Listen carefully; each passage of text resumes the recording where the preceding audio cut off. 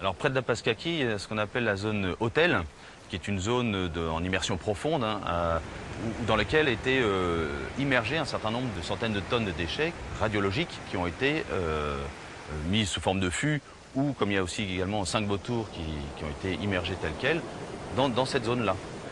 Donc là, c'est dans une zone identifiée. Après, il y a eu des déchets métalliques aussi, type des châssis ou des véhicules, qui ont pu être un peu immergés côté océan. Donc il y a 2 zones identifiées.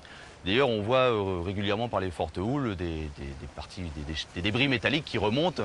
On en trouve évidemment sur la grève. Tout ça, ça sera évacué et on repérera les endroits où il peut en rester et qu'on évacuera au maximum, quoi. Côté PAS, les déchets radiologiques en zone hôtel, ça va rester là, on n'y touchera pas. Ça ne fait pas partie du projet de réhabilitation. Et pour cause, ils ont été immergés dans des fosses entre 1500 et 2000 mètres de profondeur.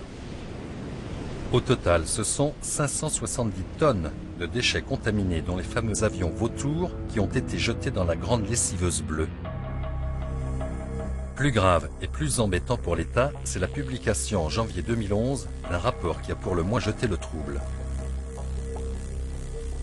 Ce document du CEA, le Commissariat à l'énergie atomique, a simulé sur ordinateur la possibilité d'un effondrement d'une partie de la couronne de l'atoll de Moruroa.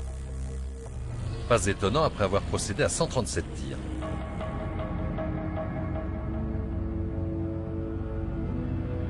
Le principe d'un essai souterrain est simple. On introduit la charge nucléaire dans un puits creusé dans le basalte entre 600 et 1000 mètres de profondeur. Après l'explosion, la roche se vitrifie, ce qui est censé garder la radioactivité prisonnière. La puissance de l'explosion provoque un mini tremblement de terre. La caméra de contrôle est là pour en attester. Comptabilisant 28 essais, la zone nord-est est la plus menacée. Si la masse, estimée à 670 millions de mètres cubes, venait à s'effondrer, elle provoquerait une vague de 15 à 20 mètres suivie d'un tsunami.